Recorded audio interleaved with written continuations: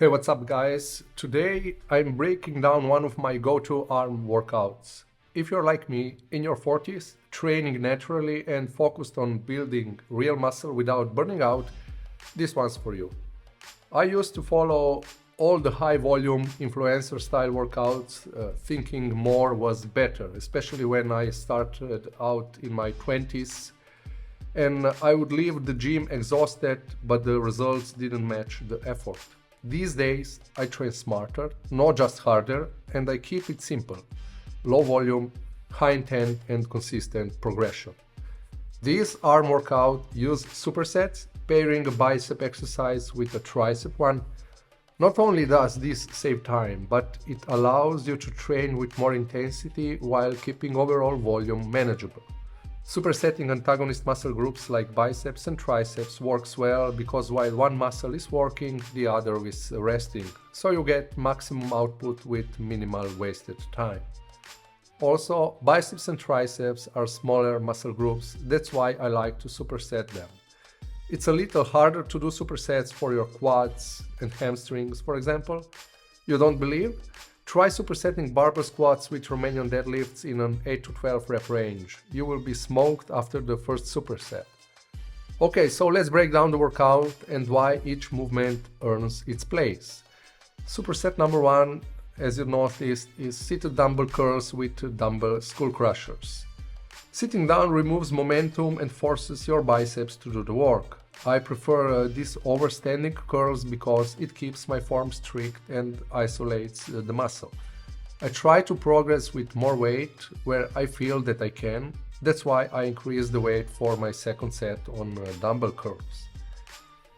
This exercise targets both the short and the long head of the biceps, and I like to go fairly controlled with the focus on keeping my elbows tucked and minimal swinging. When it comes to dumbbell skull crushers, a staple for triceps, especially the long head, the part that gives your triceps that full hanging look. Using dumbbells instead of a bar allows for a more natural elbow path, which feels better on the joints, especially as we get older. I loved easy bar skull crushers for years, but I started to like the dumbbell variation lately. My right dominant triceps is stronger and I try to match the muscles with dumbbells, so I'm working on those muscle imbalances. Here's also really important to focus on elbow positioning and make sure they don't flare out. This superset gets your arms pumped fast, and since the biceps and triceps alternate, there's no need for long rest time. And also you only need dumbbells, so basically you can do them all also in almost any home workout. So next superset, it's close grip bench press and cable curls. The close grip bench press is one of my favorite compound moves for the triceps. It lets you move more weight than isolation exercises, and it hits all three heads, especially the inner medial head. I keep my elbows tucked and focus on feeling the triceps, not just pressing heavy. I haven't done these for months, and because I had a small shoulder injury and I wanted to minimize the pressing movements. They feel great now, but I've noticed that I've lost some strength on this exercise. The goal for now is to get better at performing them while trying to slowly add weight over the next month. So, cable curls. Cables keep constant tension on the biceps, which is great for maximizing the time under tension. When it comes to biceps and triceps, I like to have at least one cable exercise for each because of what I just mentioned, the different tension curve or the strength curve. I like these for chasing a strong contraction. You feel every inch of the movement. So this combo builds both size and strength, and the variety, free weights plus cables, gives your arms different types of stimuli, which is welcome.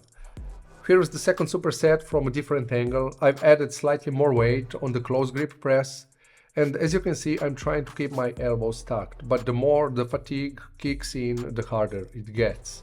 When it comes to progression, you must look at it long term. Sure, it's great if you progress from workout to workout, but the reality is that on some days you will have great workouts, you will have some form of progression, and sad but true, a shitty performance on the other days.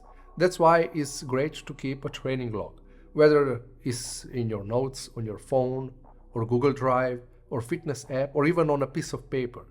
Generally speaking, your goal is to beat the previous workout, but as I said, sometimes you succeed, sometimes you fail. But overall, from the start towards the end of your training cycle, your numbers should go up. If they go up, congratulations, you are progressing. If you're not, then maybe you should take a look at your nutrition. Do you eat enough carbs? Are you in a caloric deficit for too long? This happened to me many times. Maybe you lack sleep, or maybe you need a deload week. All these factors and different variables matter, and you should not underestimate them. Okay, moving on to the last superset, which is rope press down and the easy bar curls. Well, the rope triceps press downs are excellent for locking in a strong triceps contraction at the bottom of the movement. I flare the rope out slightly at the bottom to get a better squeeze and hit the lateral head. I lean forward slightly for better balance. I also like to use a longer rope on this exercise for greater range of motion, basically transforming this exercise in almost a triceps kickback.